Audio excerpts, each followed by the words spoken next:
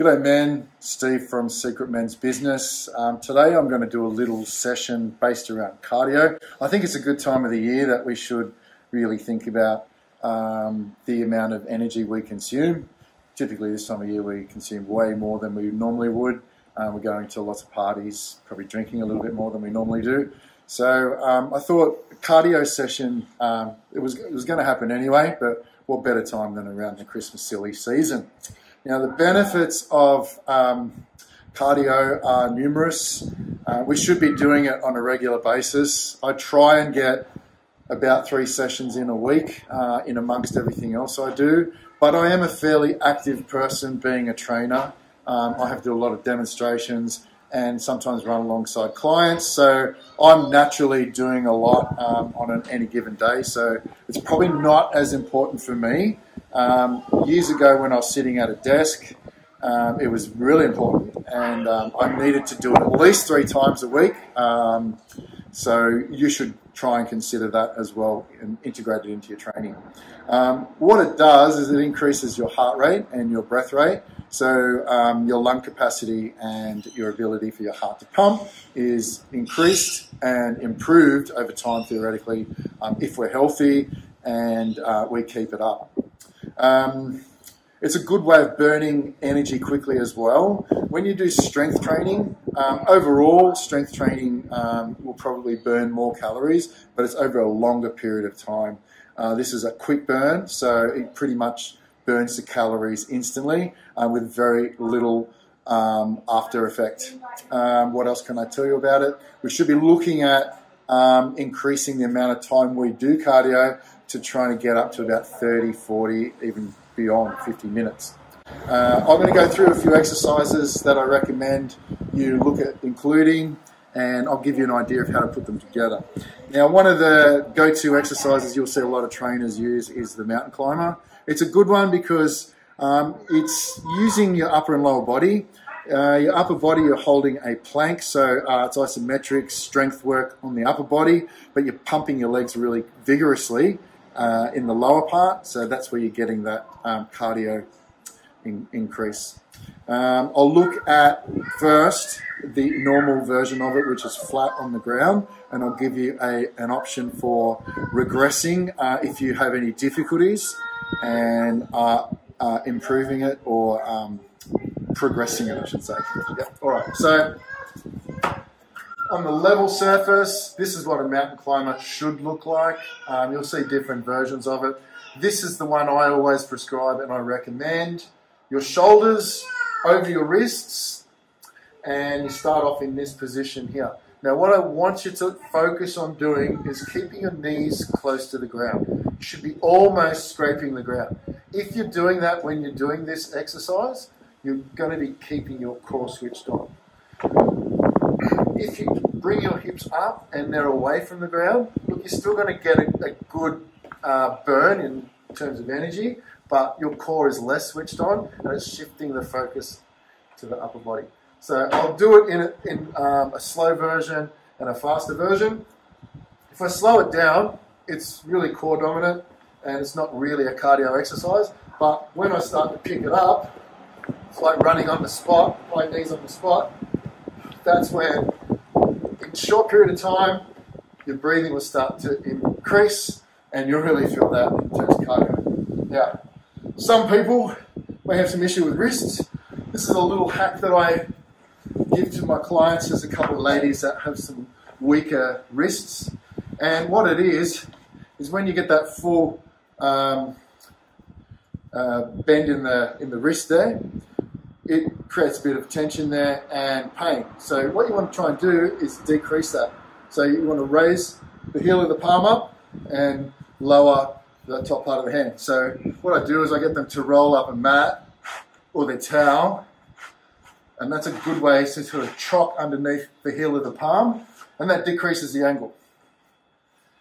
So we can still do it, and slightly raise the heel of the palm up, decrease the angle of the wrist, and they feel less pain or no pain at all when they do that. Now, some of you still might find that difficult because you are where you are and you need to work to this level. Okay, so a good one to start with, you can either do it against the wall. I've got my parallel here, but you can do it against the bench. So you elevate it at the top, and you still want to try and get a wriggle on.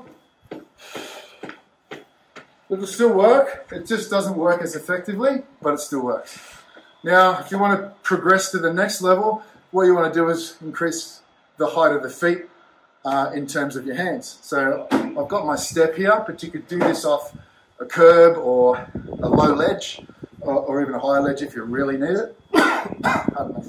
So put yourself in a position, start with your feet up on that higher surface, and again, pump away.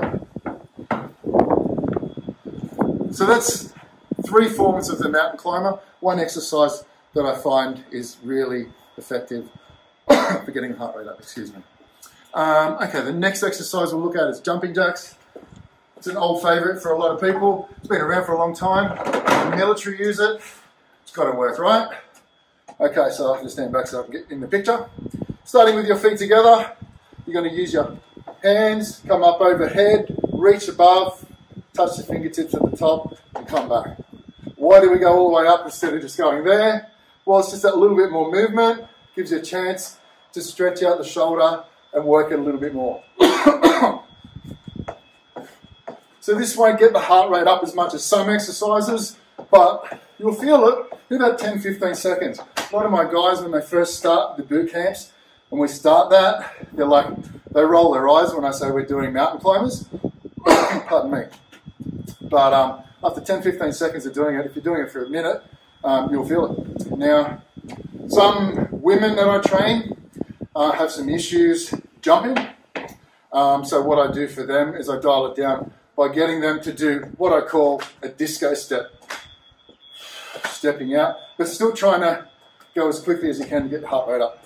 Yeah? If you've got any back issues or lower limb issues, that might be one to consider. If you want to dial it up, that's a normal jumping jack. You could make it a star jump by coming up like that. It's up to you. Alright, so that's 2 exercises. We'll go through all the exercises and I'll explain to you how that's going to come through as a workout in itself.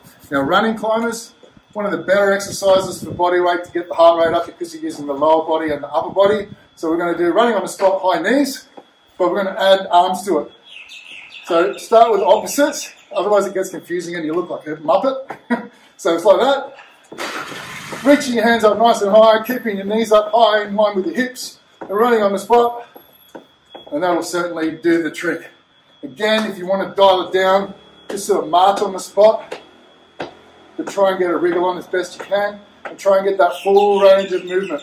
So full extension of the elbow, reaching up with the hands, knees up nice and high. Burpees, it's another one we can have a look at. Not for everyone, so I'll show you a couple of little hacks to dial it down if you need to. There's so many different variations of the burpee to dial it up. We'll just look at the standard burpee, and if you want more, you can go online and have a look at it, and maybe in the future I'll look at a few variations to the burpees if that's what people want. Okay, so the burpee in itself is a controlled flop onto your chest with your body remaining straight. You will see people doing this. It's a CrossFit thing. I don't know why. I guess it's a bit of flexion in the back, but I don't think it's a good idea to do this caper, hips first and then chest, because it puts pressure on the lower back. Why do that? Avoid that at all costs. So I do it this way. I go down with the hips and chest together. It's a controlled flop, chest to ground. Then I drive up and then jump up. That's the burpee in its entirety. I'll do a couple in succession so you can sort of see the idea.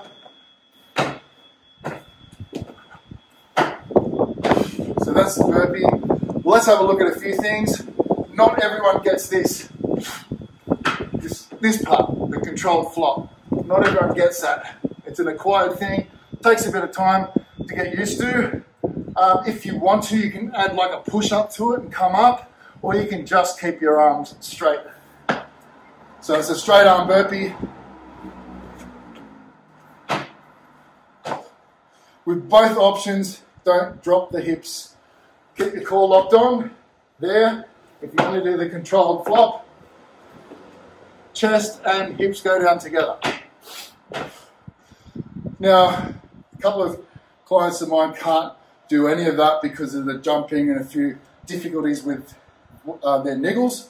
So the lightest version I can show you is you reach down, hands on the ground, step out, step back, stand up.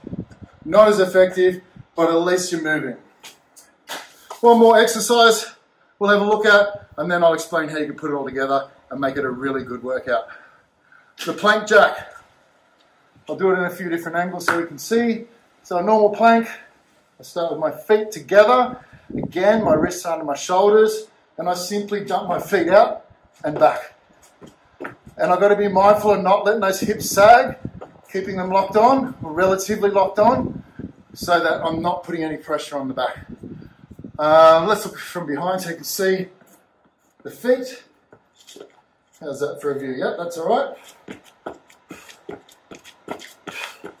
So again, in that version, you're only using the lower body dynamically. The upper body is isometric.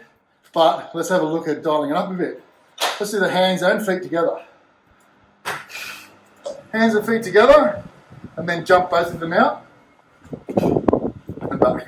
So you can do a push-up, come back, or you can just simply stay up the top, jump out, and jump back. Change that view so you can see. Feet together, hands together, push up,